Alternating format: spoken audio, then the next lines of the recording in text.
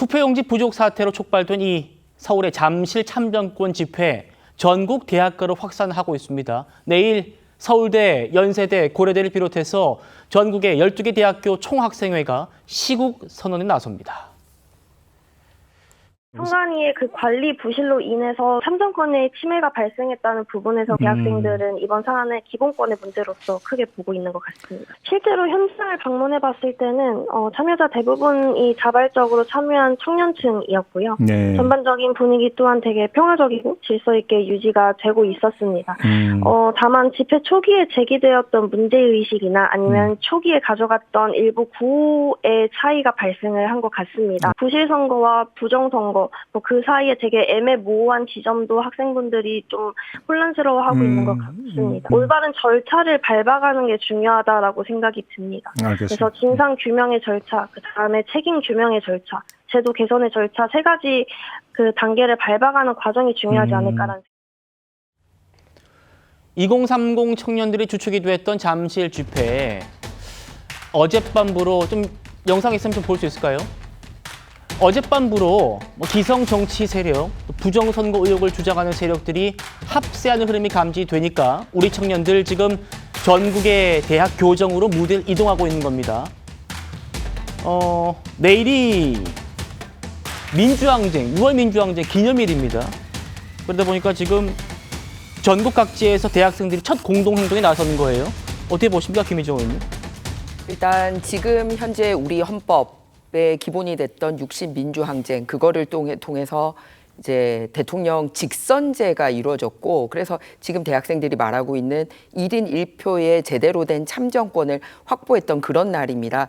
그렇기 때문에 현재 참정권 침해에 대해서 굉장히 분노하고 있는 거죠. 그래서 특정 정치 세력이라든가 개파라든가 이런 게 얘기를 하는 게 아니라 아주 기본적인 민주주의의 기본 권리에 대한 얘기를 하고 있는 겁니다. 예. 그리고 그동안 집회나 시위를 하면 특정 세력이 같이 들어와서 예를 들어서 막 프린터물도 다 돼 있다라거나 이렇게 일사불란한 시위대가 접근하거나 이런 게 아니고요. 보면은 전부 다 스케치북에 자기들의 손으로 직접 태극기 그리고 직접 재선거와 이 선거관리 부실을 얘기를 하면서 한 목소리를 내고 있습니다. 그런데 내일 총학생회가 처음으로 전국 단위에서 같은 목소리를 내면서 시국 성명을 함께 발표를 하고 예. 또 피켓 시위를 한다라는 데 의미가 있고요. 서울의 12개 학교뿐만 아니라 부산 지역의 대학생들도 현재 부산시 선관위에 거의 날마다 1000명 정도가 저녁 5시부터 8시까지 나와서 질서정연하게 한 목소리를 내고 있는 상황입니다. 그리고 내일은 또 호남 지역의 대학생들도 나서겠다고 하기 때문에 전국 단위에서 이 대학생들의 목소리를 꼭 우리 이재명 대통령과 정부 여당이 귀 기울여서 들어야 될 것 같다는 생각이 듭니다. 그냥 하루 마크한다고 넘어갈 수 있는 그런 상황이 아닙니다. 예. 실체적인 규명이 정말 필요한 상황입니다. 내일은 6월 민주항쟁 기념일입니다. 12개 대학교 총학생회가 저녁 6시에 시국 선언을 합니다. 87년 대학생과 시민들은 거리에서 1인 1표의 민주주의를 쟁취했다. 이렇게 어렵게 얻어낸 참정권이 국가 기관에 의해 침해되었다는 사실이 매우 심각하다. 이런 내용이고요. 선관위를 향한 이런 규탄 서울뿐 아니라 영남, 충청, 호남, 전국의 대학생들도 가세를 하고 있습니다. 여러분 보시는 것처럼 전남대 총학생회가 이 참정권 침해에 대한 선관위 규탄 결의안을 논의하는 학생 총회를 소집했고요. 부산대 총학생회도 성명을 냈습니다. 부산대 성명은 제가 좀 읽어드려야겠어요. 우리 부산대는 불의에 타협하지 않고 일어섰던 부마 민주항쟁의 발원지로서 민주주의와 국민의 권리가 흔들리는 순간마다 결코 침묵하지 않았던 역사를 지니고 있다. 우리 선배들이 피 흘려 지켜온 자유와 민주주의의 가치를 계승하고 국민의 신성한 참정권이 유린당한 이번 사태를 강력히 규탄한다. 양 변호사님. 지금 이렇게 우리 전국의 대학생들이 분노하고 걱정하고 규탄을 하고 있습니다. 사실 이번 선관위의 총체적인 문제가 정말 이 과거 민주주의를 다시 언급해야 할 정도로 정말 이 대학생들까지 직접 나서서 이제 거리에서 그리고 이제 목소리를 낼 정도로 이제 심각한 사태라는 것을 보여주는 전 단면이라고 생각을 합니다. 그렇기 때문에 선관위가 이번 일을 계기로 뭐 정말 좀 뭐 대대적인 개혁, 아예 정말 그 해체 수준의 개혁 내지는 이제 구조조정이 있지 않는 한 뭐 이런 불길이 좀 잠잠해지긴 어려울 것 같고요. 그렇기 예. 때문에 이재명 대통령도 이 청년들에게 고맙다는 말씀을 하신 걸로 저는 그렇죠. 알고 있고, 그렇기 때문에 이 대학생들의 목소리가 단순히 선관위가 이번 일을 그냥 잠시 지나가는 바람이나 잠시 지나가는 이번 불 급한 불만 끄자라는 식으로 넘어가서는 안 된다고 생각을 하고요. 이런 일이 왜 일어났는지에 대해서는 진짜 뭐가 문제인지 그 정말 그 문제점 해결을 하는데 총력을 기울여야 한다고 생각을 합니다. 예. 대학생들 목소리 더 들어보겠습니다.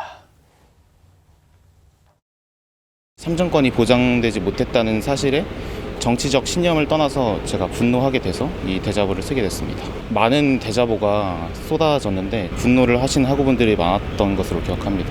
이것은 정치적 신념에 따라서 의견이 갈리는 그런 사안이 아니라고 생각합니다. 이것은 엄연히 선관위의 직무유기라고 생각을 합니다.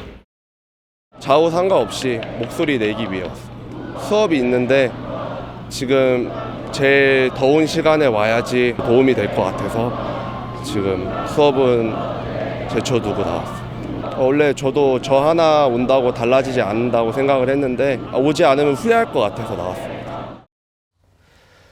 송 변호사님, 지금 전국의 대학교가 시험 기간이래요. 시험 기간. 기말고사. 그런데 지금 시험 하나가 중요한 게 아니다. 우리의 참정권을 지키는 게 중요하다.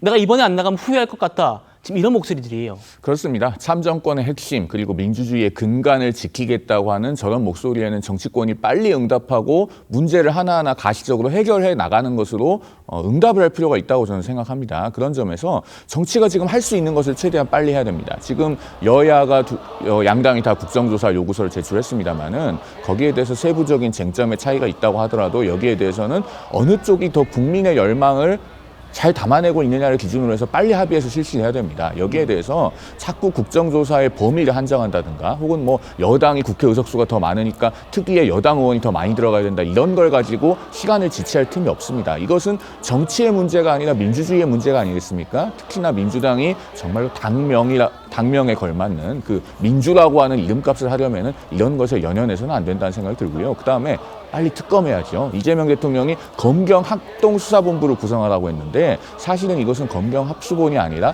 특검해야 될 사안입니다. 왜 그렇습니까? 선거 관리는 선관위만 하는 게 아니거든요.